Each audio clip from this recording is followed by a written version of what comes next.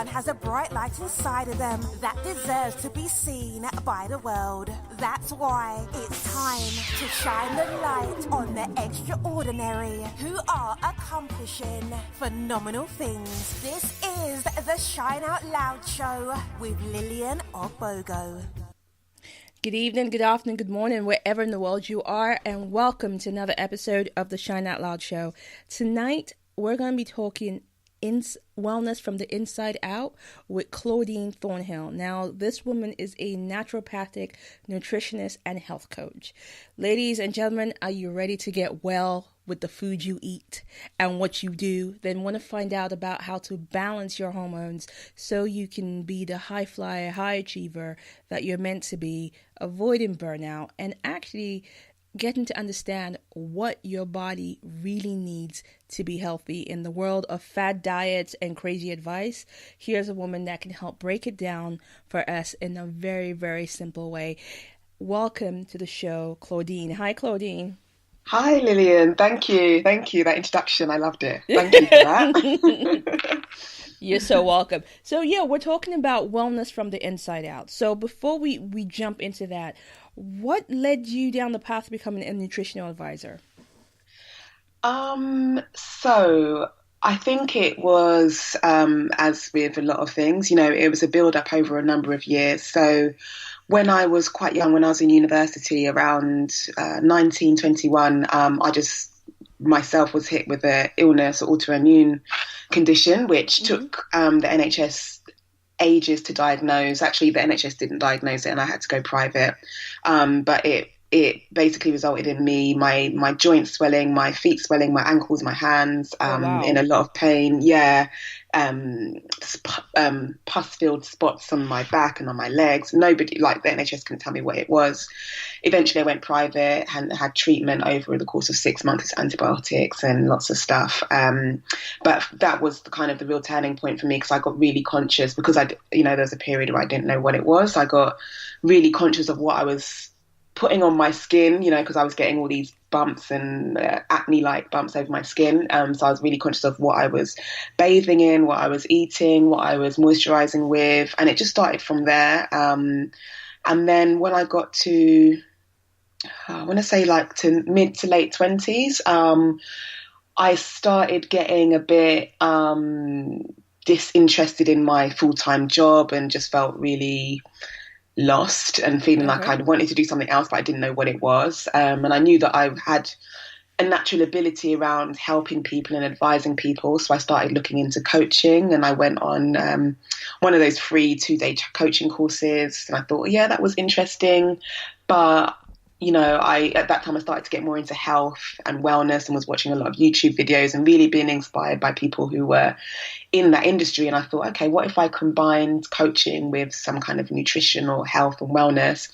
Started looking at courses and whatnot, and came across the course that I eventually chose to do. And that was it, really. But I think also what kicked it off was just a little bit around my upbringing. So having a family that comes from the Caribbean who know about food and where it comes from and what it can do for you, and just having those messages, not even consciously, but having it just kind of, come into conversation. I was always interested in that as well. So, yeah. Okay, so we're talking about food and, those old messages that we get from our family and ancestors down, back then. When we look at our relationship with food, where do you think we've gone wrong? Yeah, that's interesting. I think I agree with one of the main things that a lot of people say is around the disconnection. So growing up in an urban environment or a city environment where you don't actually see where the food is coming from, how it grows, what it takes to nurture it and things like that. You don't, maybe you're not seeing the miracle of how it is produced and how it just comes from the earth. Right. So there's that aspect to it as well. So without that knowledge, I think that maybe you're not as intimately connected with what the food can do to you. You go to a supermarket, you see it in a packet, it tastes good, and that's as far as it goes. As opposed to someone like my grandmother who would be growing the food and knowing what it can do for you, on growing some herbs and, you know, knowing what it can do for you because you know, you've nurtured it from the ground up and through the generations you've been told what it can do for you. So I think there's a little bit of a disconnection. I think that also we, in our society, because of the level of, you know, all the commitments we've got going on, the level of stress, there is a sense of us using food to fill emotional voids as well. So, like I said, if it's that you're stressed or you're in a low mood, or even if you're in a high mood, we can use food as a reward as well. So, not just looking at it as a nourishing tool and something that, yes, can give us pleasure, but looking at that as maybe a major source of pleasure, as opposed to looking at other areas where you can get pleasure from as well. Okay, so. Okay, I see your point. So it's how we are relating to our food that is no longer about our nutrition, is sometimes it takes place or precedent over other things. Yeah. I think food is something that connects, you know, it's multi-layered, I guess. You know, it's got a social element to it as well. So we bond over food. You know, there's the taste and the hormones and the endorphins that it triggers because of that. The pleasure senses are stimulated, like things like sugar and things like that. So there's a multi-layered things that we need to consider. But I think, like with anything that is great, you know, you can take it to the extreme and look to that to fill all of those needs. So I think that's part of the issue as well. Okay, so one of the other titles that you have is a naturopathic nutritionist. What is what is a naturopath nutritionist? So it's based on the principle of naturopathy, and it's, to put it in succinctly, it's basically a holistic approach to health and wellness. You know, in conventional medicine, going to the doctor, you'd go with a particular symptom or condition and they would look at just treating that symptom. So let's say you went to the doctor and you can't sleep. They'd be giving you some pills or something like that to help you sleep. Some of them, they might give you some advice around, you know, how to sleep hygiene tips and things like that. But generally, it'd be just looking at that sleep and giving you a pill for that. As a naturopath, our aim is to look at the whole person. So we look at, yes, you're lacking in sleep and there's difficulty sleeping, but what else is going on there? You know, so for example, when I'm seeing a client one-on-one, I would be doing a whole review of their whole body and their lifestyle and the circumstances of their birth, whether they were premature, whether they're a C-section, whether they're a natural birth, their family medical history.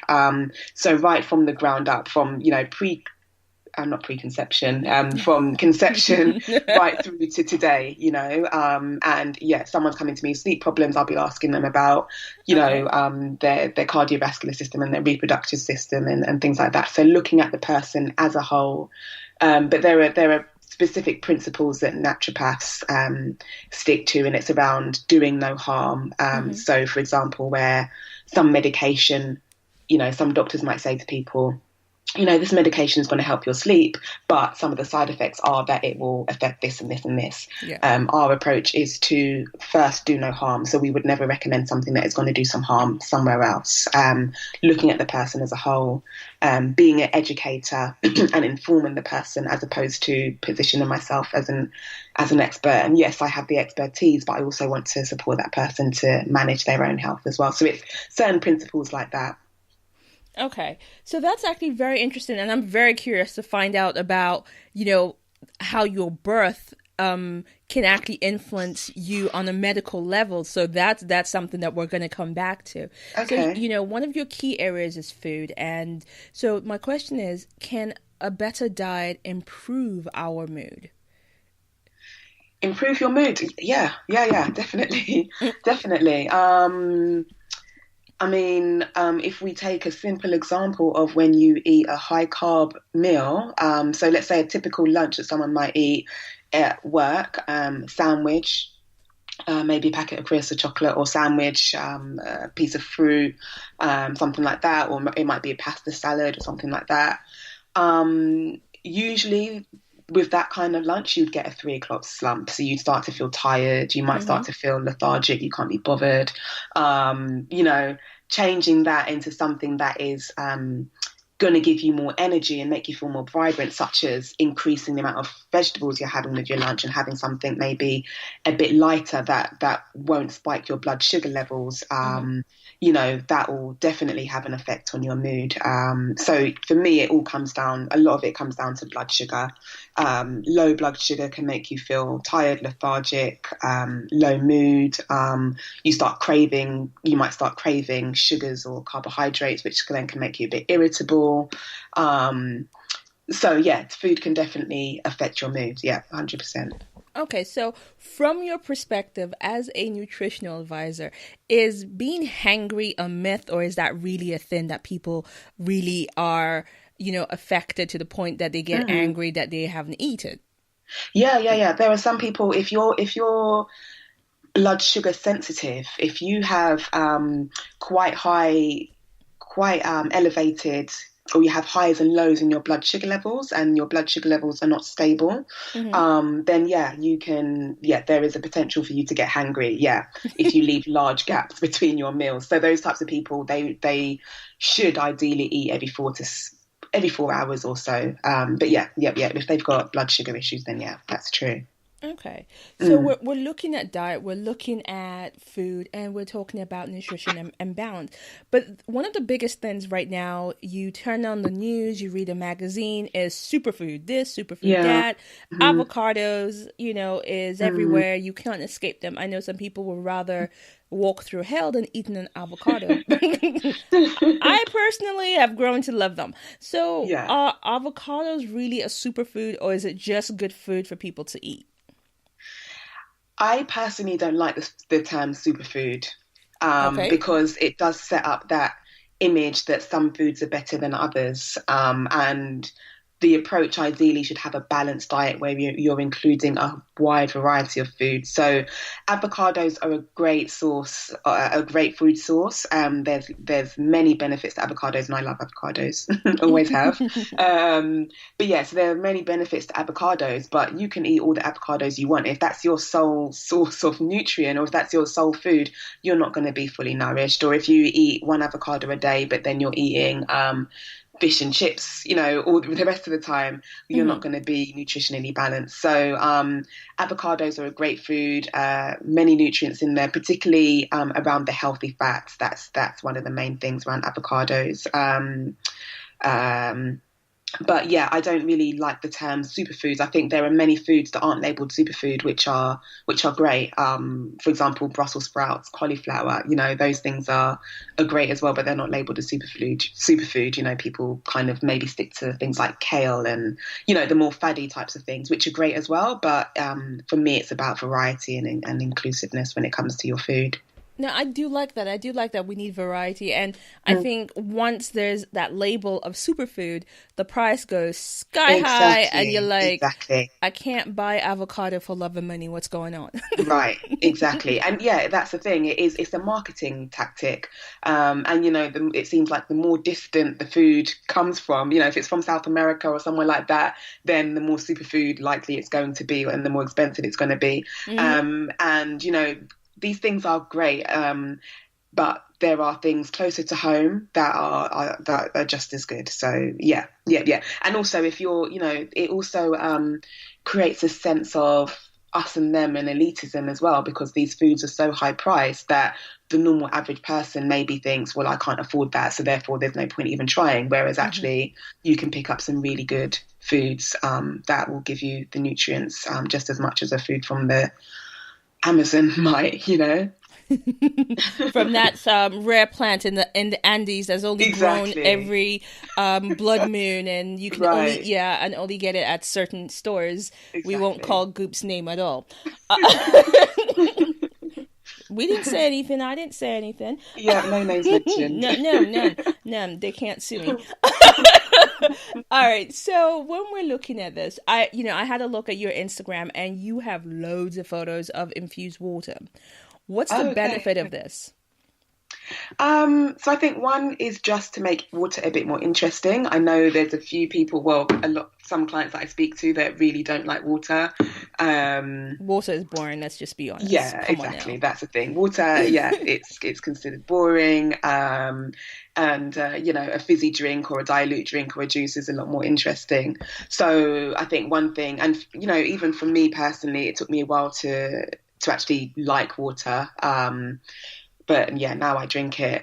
But yeah, I think it's one for those people who just find water boring and just a way of trying to make it more interesting by infusing those flavors. So adding, some slices of lemon, some slices of orange, some slices of grapefruit, and getting that in there can just make it a bit more interesting. Some berries as well, just squeezing them softly and putting those in there. But then there's also the nutrients that you're going to get from just adding that into the water as well. So, if you're adding those citrus fruit, you're getting in your vitamin C. Lemon is particularly cleansing for your internal system. If you're adding the berries in there, you're getting the antioxidants and things like that. So just jazzing it up, but also just adding some additional properties into your water as well. Okay, so what's your current favorite version of the infused water? I do like a little bit of mint, some mint leaves, some lemon, or some kind of citrus. Orange would work nicely as well, and some blueberries. Okay, That's quite so nice. mint, citrus, and blueberries. That's an interesting combination. Mm, mm, mm. Yeah, and I tend to just try and, when I'm good, I try and make it overnight and let it sit by my bedside when I go to sleep, so that in the Okay. morning it's all nice and infused and I can just drink it straight away. Okay, that sounds good. I think I Hmm. might give that a try. Okay. So yeah, I might give that a try. I do like my infused water, but sometimes it feels like such a faff to kind of create Yeah, because you're having to chop up the cucumber, and you're yeah, like, oh, for heaven's sakes, this is so yeah. long. I get it. I get it. I do get it. Yeah, and yeah, but I do think it is, yes, you can get refreshing water and it tastes nice, Mm, and you kind yeah. of feel better that you're not buying something that's store bought with all that sugar. Yeah, exactly, exactly. And actually, you just reminded me, cucumber makes really good, really nice infused water. Yeah, really nice. Okay. Mm. So, how important is aromatherapy to our wellness? Um, Aromatherapy. Aromatherapy is something that I guess for me has been something I've incorporated in the last, I don't know, year or so. And I guess it's not an area of expertise for me. I do it in my personal practice. Okay. I love to use essential oils in my showers. So this is a tip that I got from someone who works at doTERRA, actually, which is an essential oil company, and just to wake you up, just putting some essential oil, maybe peppermint, eucalyptus, lemongrass essential oil in the corner of your shower or maybe on the wall of your shower, and Okay. just having that steam and that essential oil infuse and just stimulate your senses and just give you that, that invigorating feel, to just wake you up. So I'll do that. I'll put them in. I'll put essential oils in my bath as well, just for the some of the cleansing properties like tea tree oil, lemon essential oil as well, orange essential oil I'll use, and then also there's the fact of just cleansing the air a little bit. So again, those cleansing essential oils like the tea Mm-hmm. tree, the peppermint, the eucalyptus, the lemon, just cleansing the air, cleansing your airways, that type of thing. Okay. All right. Well, yeah, I can see that being a thing. So, okay, so it's good just to cleanse the air and use it personally for just, it makes us feel better. Yeah, yeah, yeah, yeah. And I do believe, again, like I said, it's not an area of my expertise, but I do believe it can stimulate the senses in certain ways. Like I said, in terms of waking you up, with the citrusy sense or the peppermint or the minty sense, and then stimulating relaxation as well when we think about things like lavender, vanilla, and those types of scents as well. Okay. Mm. So now, in terms of your clients, how do you help them define how do you help define what happiness is for them? Help them to define their happiness. Yeah, so that will mainly come in through the coaching that I do. So I do try to, so in terms of the way that I work, depending on what support someone needs, I'll either do a nutritional therapy program with them where the main focus is on nutritional therapy, but I will have some coaching in there, or I will work with someone as a health coach. Okay. So to answer your question, which was around how do I help someone find their happiness, just reminding myself, um, what I'd first be looking at is what's getting in the way of them meeting their health goals. So if it's that they want to feel more energized and reduce their fatigue, at the moment, what's getting in the way? And it's usually things that are making them unhappy. Right. So, things that are making them stressed, things that are making them unhappy. And then it will be kind of picking that apart. Also kind of challenging some beliefs as well that some people may have around their health and wellness and what they can do and what they can't do. So, there might be the thing around, I don't know, particularly this came up when I was doing work around diabetes prevention, and the lack of time that someone may have, or the other commitments that someone may have, and how that can get in the way. And asking people to really focus on their why of why they want to do something. You want to prevent type 2 diabetes, you want to be healthier, you want to have more energy. Why is it that you want to do that? Is it for you? And what's your bigger why? Not just to lose weight, or something like that, but, is it to do with your family, your children, your grandchildren, things that you want to achieve personally, and tapping into that. And then creating that picture for them in their mind of, how will they feel? How will they look? What will they be doing when they've achieved that goal? And tapping into that sense of happiness and well-being. Okay. Yeah. So it's a two-way process. So you're working with them, and they have to have a bigger reason why. Yeah. I think it won't be sustainable. I don't believe the change will be sustainable if someone doesn't have a bigger reason as to why they want to do something, outside of, just themselves or the aesthetic reasons. Yeah. Okay. And if it's an illness, it could be just that, the illness has gotten them so down and feeling so miserable within themselves, and maybe not even recognizing themselves, that they want to get back to recognizing themselves and knowing themselves. And it could be as simple as that. But yeah, that would be a bigger why. Okay, so yes, and I think it's absolutely important. And as we're keeping on this topic of happiness in clients, do you think the strong Black woman stereotype is destroying Black women's health? Yes.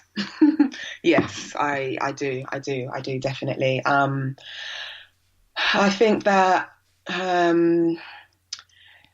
we can take so much on our shoulders in the belief that we have to be strong, that we're not doing enough work to nurture ourselves and love ourselves.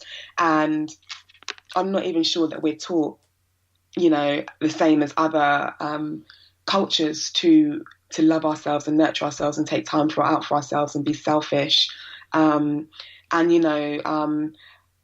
do think as well that being there for other people more than you're there for yourself, whether it is expressed outwardly or not, will create a sense of resentment or internal anger, or if you do take time for yourself, guilt. I think I do believe it creates negative emotion, which may build up inside of us and then creates an imbalance, which could potentially lead to disease. So yeah, I do believe that, this strong Black woman thing is detrimental to our health. And I was talking to a friend the other day about it, and even people that maybe don't need to be in that position of a strong Black woman, who maybe have quite a comfortable life. Sometimes you can be made to feel guilty for not being a strong Black woman, or, things being comfortable and not having a struggle. But yeah, I really feel that we need to get away from, this narrative of, we need to struggle, we need to be there, we need to be strong. And, we're humans too, and we're vulnerable too. And we need to embrace everything about us, including our vulnerability. You know what? That is absolutely key. I keep saying it, and at the same time, please don't think that I'm vilifying this, social media, because I'm not. But, you know, you go on social media, you see all the posting about, you know, be that kind of woman who is hustling 24/7, be this, be that, do this, do that. And there's so much conversation around this strong Black woman that you're like, okay, so if I am not feeling strong, if I feel less than that person you were talking about, then there is a tendency for people to go, there's something wrong with me. Yeah. And then that creates a different dialogue and a different conversation. You have women who are now, you know, having anxiety around not fitting into this strong Black woman stereotype. Yeah. And I mean, it's totally true. And I can talk from personal experience. And I had to really take a step back with what I was doing and change things. But, you know, you might go into it later on, but, you know, I work in HR. I've worked in HR alongside my nutrition business, but I've worked in HR for about 13 years. And there came a point, it must have been about 2 years ago now. I was working in a corporate setting. I won't say a name, but one of the big four. Okay. You know, and I'd been there for just under 2 years. I was, you know, I could be in. This is when I was still studying. So I was in my lectures and I was with my laptop doing my work. You know, I would be coming home, logging off at work, coming home, doing work. I'd be sometimes up 6 o'clock in the morning doing work, taking work home. You know, it was just ridiculous. It was madness. And there came a point after a while where I just couldn't do it anymore. And I remember I took my manager into an office, and I'd had spoken to her before about, you know, needing more support, but I was also known as that person who always had their head down, always got on with it. People would say to me, Claudine, you're so calm. You know, I don't know how you deal with it. You're just so calm. You're never fazed. And I remember going and taking my manager into a meeting room and was going to talk to her about, you know, I'd actually need some help. And I just broke down and started crying uncontrollably. And again, it comes back to that vulnerability, because I do not cry in front of people, especially at work. Are you mad? Like, you know, crying in a corporate environment, you know, you're meant to have it together, you know. But it just came out uncontrollably. I could not stop, you know. And 2 days later, I handed in my notice because I just knew that I couldn't do it, and I didn't have anything else to go to. But it was affecting my health. I was, now looking back on it, I could tell I was, you know, anxious. I couldn't sleep. There was that, like you said, the comparison and the, have I done this right? Have I done that right? What have I got to do? And it's no good for us. And you know, the repercussions, I think, of things like lack of sleep, anxiety, overthinking, your mind always being somewhere else, not being present in the moment, not taking time out for yourself, always doing something for someone else and not nurturing yourself. I think it can have, some serious consequences. You know, and it's, you know what, I think we should be commended for actually taking that time to recognize when, you know what, this is not working. And so, the fact that you got to that point and actually said, I can't do it anymore. And, you know, we need to have that space to have those dialogue and those conversations around, I cannot be this strong Black woman. I cannot be this person that, you know, we are making out. There's a whole human person in here who is in pain, who's suffering, who needs support. And those conversations are necessary. Yeah. And I think it starts from an early age, you know. I think, you know, I think it starts from an early age. I think, you know, like I said, there are other cultures that really, particularly their girls, you know, really nurture their little girls and kind of tell their little girls that, you know, you're a prize, and any man that comes to this door, you know, have all that kind of narrative. And I don't know that a lot of little black girls have that, particularly of my generation anyway. It's just about doing and getting on and getting your education and getting a job, and, you know, it's all about getting. Yes. You know, so yeah. Okay, so here's a side question. Bob Marley, a fan or one of your faves? I'm a massive fan of Bob Marley. Yeah, I love Bob Marley. Just everything. Just the you know, the his approach, his message, the music, just his whole relaxed vibe as well. Yeah. I'm a massive fan of Bob Marley. Yeah. Okay. And and just Corey, just broadening that a little bit. Again, I feel that, and you might go on to it, but Bob Marley being a Rastafarian and eating the ITIL way of eating, which is essentially vegan. But without the salt and things like that. Health and wellness and us being conscious of our food and where it comes from and how it's grown has always been with us.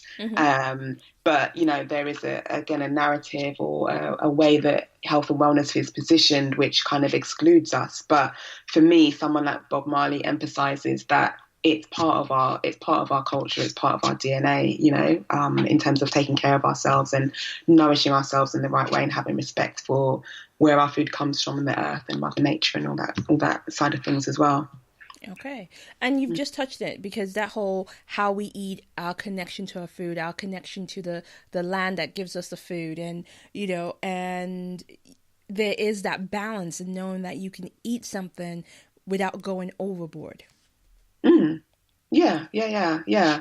Do you mean in terms of what, like kind of treat food or junk food or anything? I think everything that should be, we can eat and be in balance. I think, there's, if we go back to the way our mothers and our grandparents, and things are in moderation, so not too much of anything. Yeah, definitely.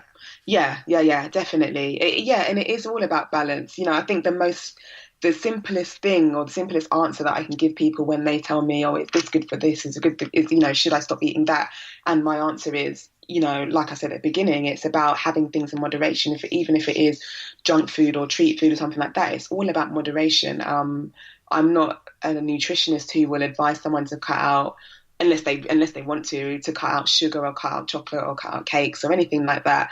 I believe that food should give you some pleasure, but it's just when you go too far to that, and it's your main source of pleasure. And also, I grew up in an environment, and it's maybe again a generational thing, and maybe where my parents are from, where there wasn't snack food in my house. Like, I remember feeling deprived when I was younger. That we didn't have crisps and chocolate and stuff like that, and I distinctly remember telling my mum, this has never left me, saying to my mum, I'm hungry, we haven't got nothing to eat. And she's like, there's potatoes in the kitchen, there's flour there, go and make some dumplings. That was the attitude. And my dad the same. I remember begging for McDonald's, and it would be rare, very, very, very rare that I'd get something like that. So that's the kind of environment I grew up in, where it was about moderation and these things were more of a treat. I'm not saying that's the ideal way, but it did give me a sense of balance in terms of my approach to food. And when I get older and when I could buy my own food, I went a bit overboard, but then I came back to the principles that I kind of grew up in as well. Okay, so as a nutritionist, do you advocate a vegan diet, or can your clients include meat as part of their wellness diet? So I advocate a plant-based diet, a primarily plant-based diet. So you might want to include a little bit of meat. I don't believe that a high meat diet is a healthy way to eat, just because of the level of saturated fat that can come from meat. So it's a saturated fat that is linked to weight gain and other metabolic illnesses, heart disease and high blood pressure and things like that. So it's a saturated fat that is linked to those kind of things. If someone is a meat eater, I would be looking at how they can reduce it down a little bit so it's more moderate. So maybe, twice a week, 3 times a week. My preference would be for twice a week, just for someone to have meat and fish. For me personally, I mainly follow a plant-based diet, so I don't eat meat very often at all. Okay. I've been vegan and vegetarian, started to reintroduce meat, but I don't eat it very often. Okay. So, we're looking at wellness and how we can find our wellness from the inside out. Where does harmony come into the wellness conversation? So, so I believe that disease, comes from dis-ease within your body, which then comes from imbalance in your body, which is basically disharmony, things being out of harmony within your body, but also energetically as well, emotionally, spiritually. And again, this is something that through my own experience, I've kind of navigated this for myself, but I do believe that, if we are in harmony emotionally, energetically, spiritually, and that will manifest down to our physical selves. And I believe that our life impacts so many other things, or the way that we live our lives. So the amount of sleep that you're getting, the amount of stress that you're dealing with, the amount of, negative things that you might be taking in your mind, and your self-talk, all the messages you're telling yourself. And, I do believe that your thoughts affect you on a cellular level. And again, it's your cells, which are the main building blocks of every part of your body. So, if we're not in harmony in other areas of our lives, in addition to our food and our diet, I do believe that can cause dis-ease, which could potentially go on and cause illness. Yeah. Okay, so you're talking about, finding harmony, and that's not just with our food, but with ourself, from the internal factor of the conversations we're having with ourselves, how we are treating ourselves. So, but then we look at the society we live in today. Today, we work more, rest less, play less. How do we insert enough self-care into this equation when there does not seem to be enough time in the day to find that space? Yeah. I understand. Yeah. And again, coming from that, that environment, that corporate environment that I used to be in, I do understand the struggle of how hard it can be. I think there are some things that people can start to incorporate into their busy lives. So things like, where possible, getting away or getting out of the office at lunchtime, just getting out and getting some fresh air and moving your limbs, getting that oxygen into your cells and into your bloodstream again at lunchtime. Obviously, eating the right types of food when you're at work. So gearing yourself up. I'm speaking to a client just on Monday, actually, who works in a corporate environment. We were talking about breakfast, and I was saying, instead of having, the pastries that she was picking up on the way in, that she could, just store some things in her desk drawer. So when I'm in the office, I've got some oats there, I've got some nuts, and I've got some seeds. So I know that, I could always maybe pick up a banana when I'm on my way into work. I can make some porridge with some water, cut up some banana, put some seeds in there, and I can have that for breakfast when I get in if I don't have time to have breakfast. Or I could pick up a pot of either dairy-free or plain Greek yogurt, like get some blueberries, throw that in there and have that for breakfast. So I really think using the opportunities when you're at work to eat well and nourish yourself, so that you can have that sustained level of energy to cope with the demands that you're going through, and to cope with the stress as well. Because your body does go through a stress response when you're in that kind of environment, and just nurturing your body with food so that you can kind of manage that stress response as best you can. So looking at your food, looking at your sleep as well. And again, I know it can be difficult, but just adopting some sleep hygiene practices, such as when it gets to a certain time at night, maybe about an hour and a half, 2 hours before you go to bed, just trying to dim your lights. So either turning off overhead lights and putting on lamps, or that type of thing, just dimming your lights a little bit so that your lighting isn't so harsh, because it's the lights will will reduce the melatonin, which is the hormone that helps you go to sleep. So things like that, where possible, having a relaxing shower or doing something relaxing before bed. We've heard about the, technology in the bedroom and things like that. So most people know that, trying to avoid laptops and phones and iPads and things like that about an hour to 2 hours before you go to bed is always good. And I would also say just, some of it is about communicating, the help that you need as well, coming back to the strong Black woman, or, whatever race you are. But, if you need help, if you need downtime, there's no shame in saying that you need assistance, or just looking everything off, turning off the phone, turning off the emails on a Saturday or something like that when you've got nothing to do, and just having that time out. And if you need to sleep for the day, just do that, and not feeling guilty about not doing something, So yeah, those small little things, just taking those opportunities there. Okay, and that sounds like very sound, solid advice. And with technology in the bedroom, there's a toss up, because now people are like, well, like myself, I have my meditation system on my phone or on my Alexa, so I listen to meditation sounds. So if my phone is not here, what am I supposed to do? Yeah. And to be honest, I have the same dilemma. So what I'll try and do is, I will listen to my meditation and things like that in bed as well. And then if I happen to wake up during the night, I'll just try and turn off my Wi-Fi, so that's not disturbing me. But yeah, I do understand that dilemma. Yeah. So we are talking wellness, and you are actually speaking at the next Fibroid series on the 25th of November.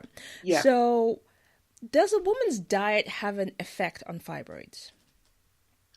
It can have an effect on fibroids. Yeah, definitely.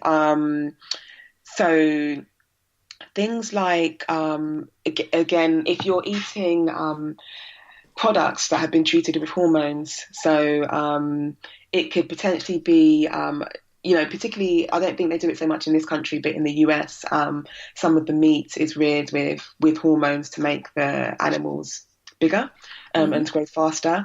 So if we're consuming foods that have got hormones in it, and hormones are chemical messengers, so foods that particularly have got estrogen, which helps the growth of particular things, maybe a fetus. So eating foods that have got estrogen in it could then encourage or trigger something like fibroids, or the growth of a fibroid if one is already there. And again, even if in this country we don't have hormones in our meat, the animals have hormones in them anyway. Yes. Their own natural hormones. So dairy and meat and things like that could be linked to hormone. Not hormone growth, fibroid growth. So my first advice really to women with fibroids is to just really, really, really increase the amount of fruit and vegetables that someone is eating, particularly green leafy vegetables. Because what happens with fibroids is that, well, sometimes anyway, well, not in all cases, but it's linked to an excess amount of estrogen circulating in the body, and this is causing the growth. And it's a particular kind of estrogen as well, because there are three different kinds that circulate in the body, and the final kind needs to be excreted out. But sometimes it's not. It's held in the body and recirculated, and then causes these growths. So increasing particularly things like the green leafy vegetables to support your liver to detoxify from that estrogen and just get it out through your bowels or through your urine, that will definitely help. Things like balancing your hormones through having complex carbohydrates. So complex carbohydrates are a source of energy. They're converted into glucose in our body, and that is the energy source that our body uses. And insulin is involved in us converting that and using that as energy. And insulin is also a hormone. So if we are eating carbohydrates which aren't complex, which mean that they're simple and they break down very quickly in our body, then insulin is working very hard to convert that into energy and managing our blood sugar levels.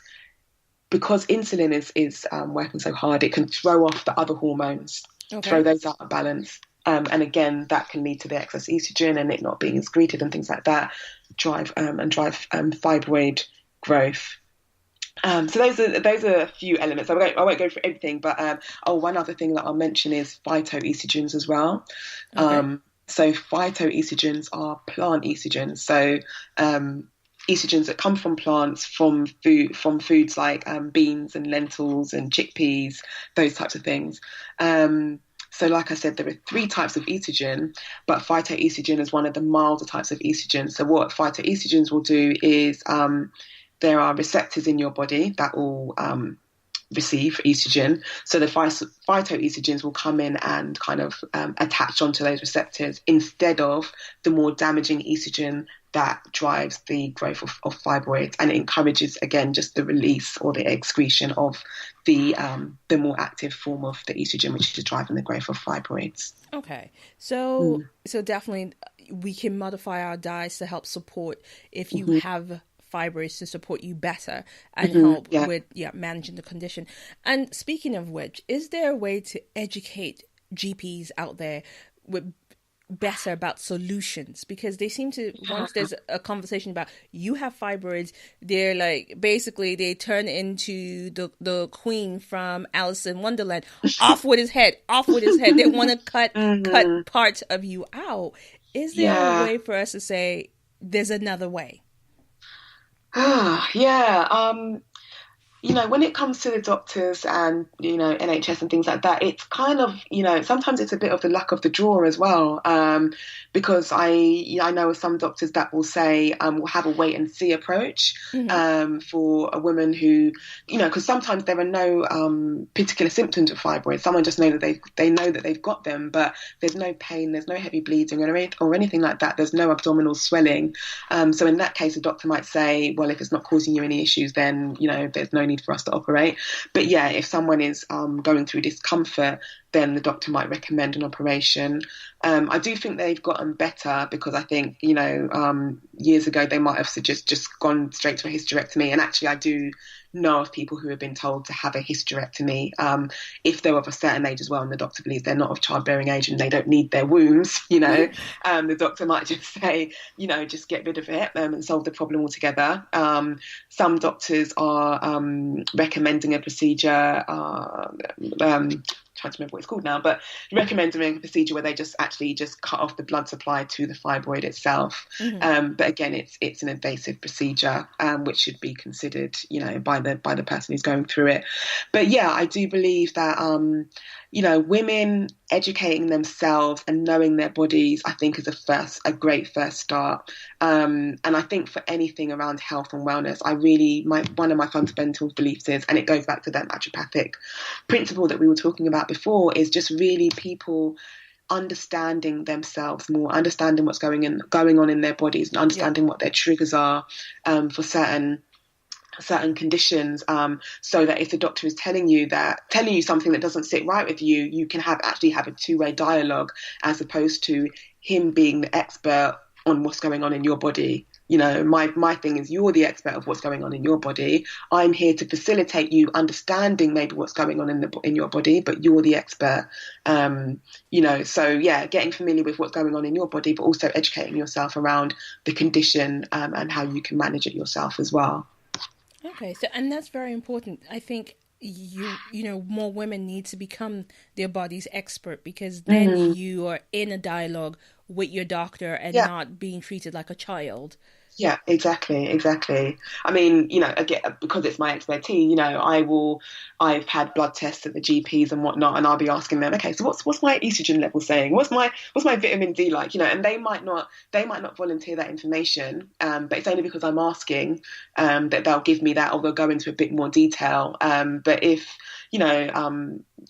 just like if you're not pressing for the information, they'll give you as much as they think that you can handle. And I think there's maybe a bit of an assumption that people can't handle too much information or too much complex information, but actually if you break it down in a way that is manageable for people to understand, there's no reason why a normal person can't understand what's going on in their body.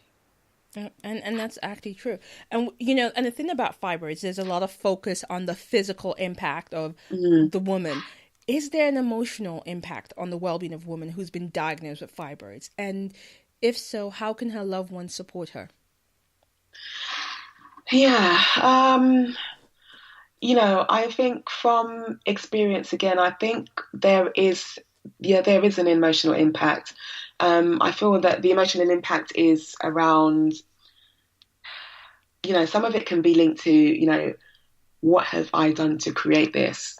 Why is this happening to me? A little bit of, I don't know if the word is anger, guilt, shame. I think there could be, depending on the person, there could be a lot of things going on in terms of their emotions. And,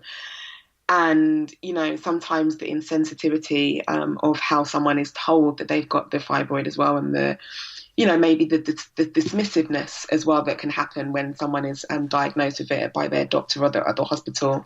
So I think that having that nurturing, supportive environment is really, really important for a woman that's been diagnosed with fibroids.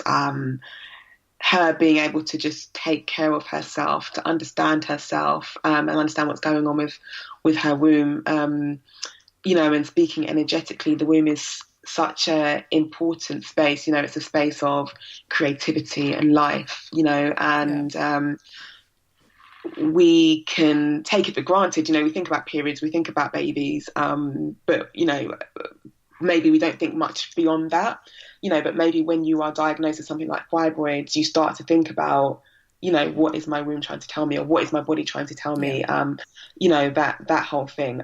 So I think just giving that person space to listen to themselves and what's going on with them, and just, keeping it simple, being there for them, and if there is any kind of negative self-talk or blame and things like that, just helping that person rationalize it for themselves as well. And I think that's actually quite powerful because, like I said, there's always a conversations around the physical toll, but there's not enough conversations around the emotional toll and how to support somebody going through that.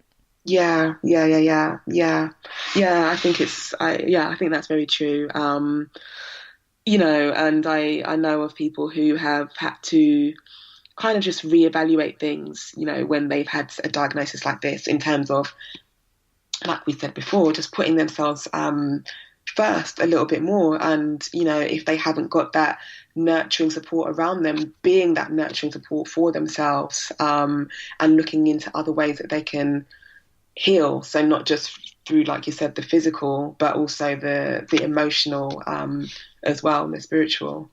Okay. So this conversation we need to have more and more of. And we mentioned that you're speaking at the second Fibroid series event on the 25th. And just for, in case people don't know where it is, where is it and how can people get tickets? It is at the Brent Hub, which is in Harlesden, Stonebridge kind of area. People can get tickets by going to Noir Wellness, noirwellness.com, and tickets are available there. Like you said, it's happening on the 25th of November, and there'll be so much going on. So I'm doing a talk around hormonal balance and diet and lifestyle, but there are other people doing talks around. There's Leah Salmon, who's also she's a life coach and nutritional therapist. She's doing a talk around 19 ways to shrink fibroids. There is other talks going on around breath. I believe there's something going on around yoni eggs, massage as well. So all of these kind of nurturing self-care element that we're talking about, that's what it's about, and just looking at fibroids from the holistic perspective. But yeah, Brent Hub on the 25th of November, and Noir Wellness is your place to go for tickets. Okay. So you travel, you enjoy traveling. How difficult or easy is it to maintain your eating regime when you travel?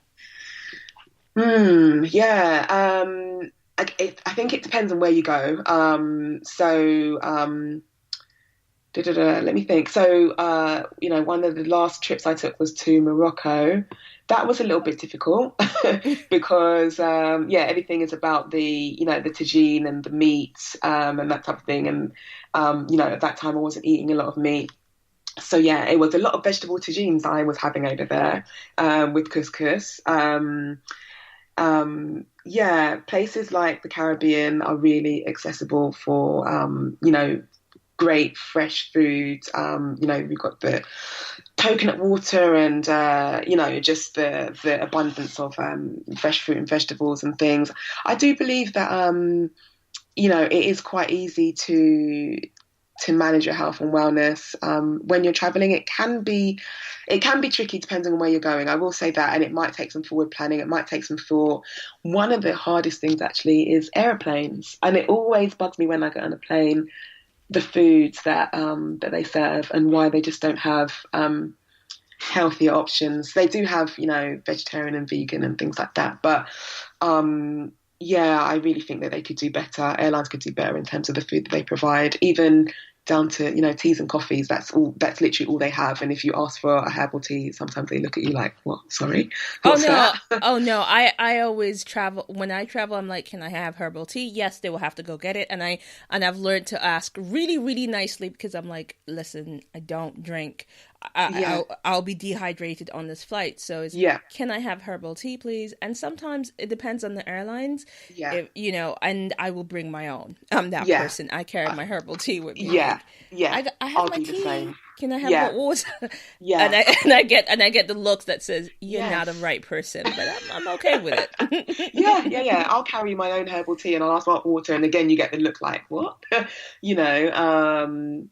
But I do. I think it can be done. It will take a bit of planning, depending on where you're going and what access, to things you've got and how independent you can be, who you're traveling with and things like that. But it can be done. But then, a little bit of it is that you are on holiday and you want to, treat yourself. Obviously, not go too far out, but also take a break from it as well, because part of another issue, maybe it's a bit of a wider conversation, can be sometimes the stress that people put themselves under to be well as well. Sometimes people can just put themselves under so much pressure to find the right food and find this and do that and be doing this and be doing that. Whereas, you can maybe sometimes take a bit of a step back and just simplify what you're trying to do. So, yeah. And have chocolate that day. Exactly. Yeah.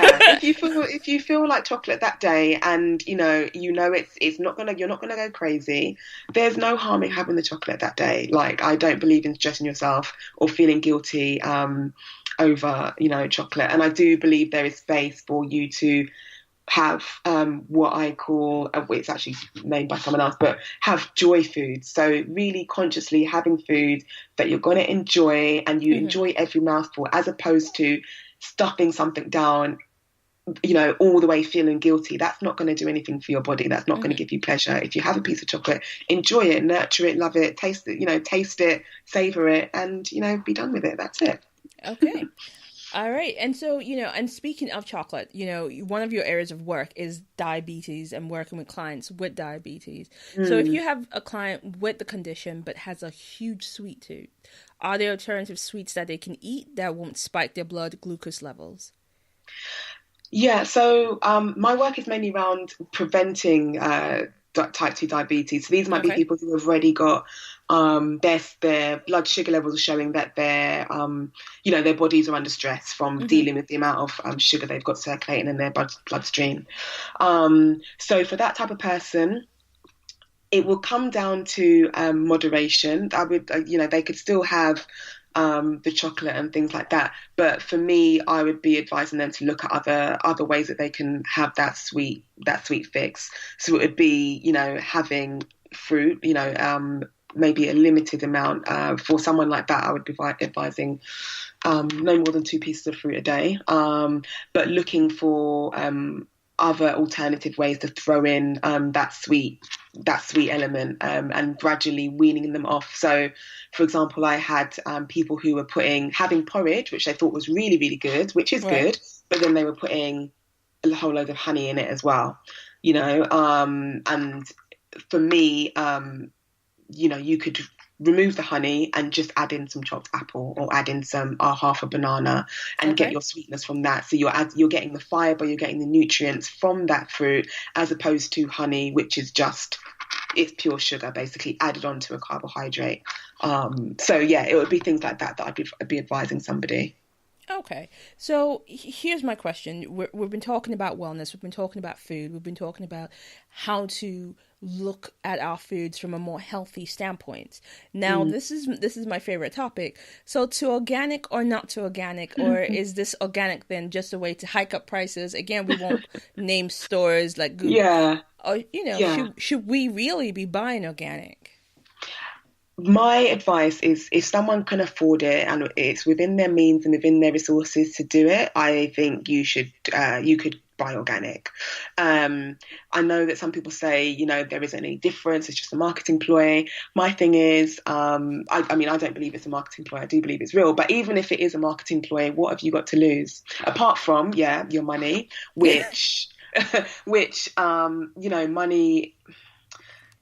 For me, money is energy. It comes and goes. Some people have more, some people have less. And so I'm talking about the people that can afford it. I believe, what have you got to lose if you buy something that's organic, which you can afford? The thing, going back to the fibroids conversation, things like the pesticides, they can have a role in disrupting hormones. So if you've got some kind of condition like that where you need to really be managing your hormones, be managing the level of toxins that you're taking in, if you're looking at fruit and vegetables, organic is a good way to go. If you can't afford organic, though, there are other things that you can do which can, just reduce the amount of chemicals you're taking in. So apple cider vinegar, soaking fruits in apple cider vinegar, a mixture of apple cider vinegar and water for about 10 minutes can help to remove some of the coating, the pesticide that might be on the skin of the fruit itself. Some of the pesticide or chemical may be still inside the flesh of the fruit, but you're removing some of it at least from the skin. So that will help. And you can also get veggie washes as well, which will do the same thing. And then if you can't afford to buy organic, then I believe, taking in fruit and vegetables in whatever form it comes is the best way to go. And I'm a big believer in if you can't afford fresh fruit and vegetables, frozen vegetables are great. I don't really like tinned vegetables, but frozen vegetables which are picked fresh, frozen straight away, not overcooking them in loads of water, so you're still retaining the nutrients, is great. So I think whatever your budget can fit to, go with. Okay, all right. So that's actually a good solid advice, because you're like, yes, go for the organic, but if you can't, you'll have options. And I think we need to have those options and know that those options are out there. So, and sorry, just one more thing to add. There are certain fruit and vegetables which are more likely to have pesticides in them. So if anybody wants to be selective maybe around the things that they buy which is organic, if you just Google Dirty Dozen, I think it's Dirty Dozen. That will show you the fruit and vegetables which are most likely to have pesticides and things like that in there. And maybe if you wanted to buy organic, you can just stick to those and buy the rest normal. Okay, so the Dirty Dozen. I'm actually going to Google that once we finish. Okay. I think it's the Environmental Working Group that have produced that list. Okay. Yeah. I'll go and find out. And guys, I'll put it up on our webpage so that you can take a look at what the Dirty Dozen is, and you can make your choices there. And every day, let's look at this. You open any magazine, you open any internet page, anything, there is some new diet on the scene, from keto to intermittent fasting to God knows what. Yeah. In your opinion, do these diets work? And are they actually healthy for us? So I'll take the two that you mentioned. So the ketogenic diet. And should I just explain for people who don't know what it is? So basically, it's where you're either reducing drastically or eliminating carbohydrates so that you encourage your body to run on fat as a source of its energy source, therefore burning the fat stores that you've got in your body. And it's called ketogenic because when you're at the right point where your body's now switching to using fat as its fuel source, you will have ketones in your urine, or your body will start to excrete ketones. And people who are really serious about it will do a ketone test. They get some, I think it's something like litmus paper, and they'll look and see if they've got ketones in their urine, and that means that they've gotten to the point they need to. So ketogenic diet is good for short-term results. So if you want quick results, ketogenic will do it for you. The problem with it is that it's not, well, in my opinion, it's not sustainable. So your body, its preference in terms of a fuel source and energy is glucose, which comes from carbohydrates. So when people go on the diet where they are drastically cutting out carbohydrates, they start to feel faint and dizzy and things like that. And it is because, or low energy, and it is because, the body is suffering from not having the source of carbohydrates there. So yeah, for me, it's not a long-term solution. I know some people have managed to stick with it and have sustained results, and I do think that it will take a lot of discipline to stick with it and do that. So if you're someone that can do that, then fine. But I think for the majority of people, the average layperson, I don't think it's a sustainable way to go, but it can be a way to kickstart weight loss if you need to do that. And then intermittent fasting, I don't advise that for someone who, well, to be honest, there is changing evidence around intermittent fasting. So before, people would have said that for someone who has blood sugar issues, so has, high elevated blood sugar, or has highs and lows in their blood sugar, or is the type of person that will get hungry after not having food for a long time, that intermittent fasting might not be good for them. Right. But recently I've actually read that intermittent fasting can be good for people who are at risk of developing type 2 diabetes, and it can help to stabilize their blood sugar levels. So my approach is that for intermittent fasting, it can be a good way to, just give your body a bit of a break from the constant intake of food, which takes a lot of energy to digest. So the thinking behind it is that intermittent fasting helps your body to just rest and repair. So cells get renewed and things like that because your body isn't having to digest food, which takes a lot of energy. Okay. But the thing about it is if someone is going to do it, they need to make sure that their first meal that they have, so if someone, let's say someone does a overnight intermittent fast, so they have a 14-hour break or something like that between their evening meal and their next meal the next day, they need to make sure that the meal going forward, the first meal that they have, is something that isn't going to be high sugar, high fat, or high carb. Because generally when you get to that state, your body is going to crave a quick source of energy, which would come from fat, sugar, or carbohydrates.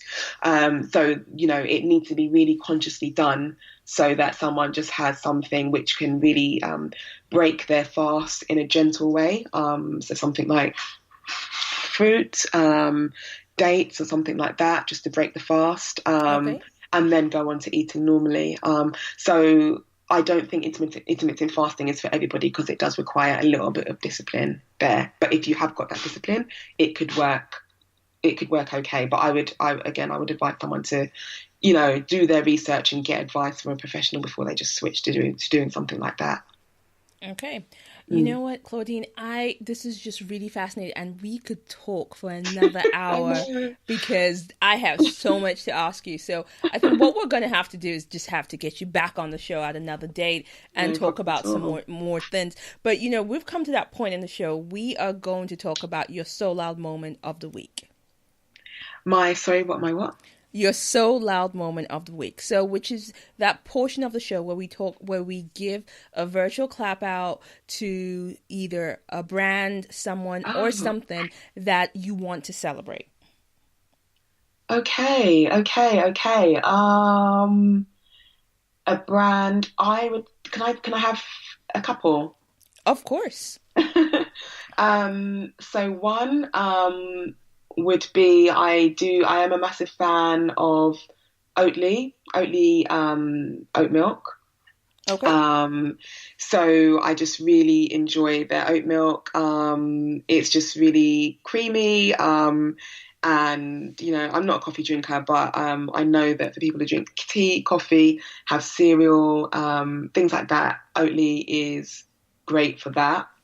I also want to big up, actually, I've just changed my mind as I'm talking. So I want to bring up a couple of, and this is outside of nutrition, actually, this is mainly around personal care and skincare. And it comes down to, when we're talking about toxins that people might be taking in. So Yes. personal care products is another area that people can take in toxins, which can have a role on their hormones. So deodorants, creams, and things like that.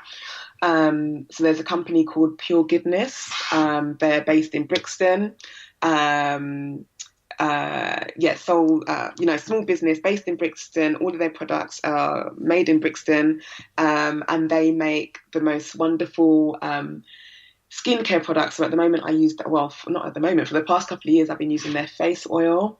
Okay. I use their deodorant as well. I use their shampoos. They've got herbal shampoos. They've got so much stuff. I haven't managed to get through it yet, but Pure Goodness are one I have to big up. Their products are amazing. And if you're looking to go on a journey where you're just reducing the amount of toxins that you're taking in via your skin and your personal care products, they would be a way to go. Okay. So Oatly and Pure Goodness. Okay. Yes. So I think we should give them a round of applause. Hey.